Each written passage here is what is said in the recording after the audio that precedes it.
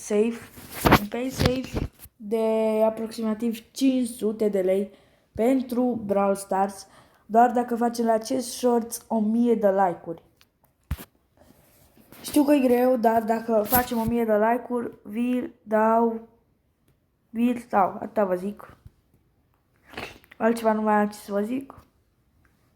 Vă dau un pen safe, puneți codul de exemplu 500 de lei, frate. Vă las 2000 de gemuri pe Brawl Stars.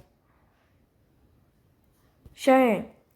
Deci, la 1000 de like-uri, pen save-ul de 500 de lei e a vostru și extragerea, dacă facem 1000 de like-uri, o să facem pe canalul meu de Instagram undeva duminică.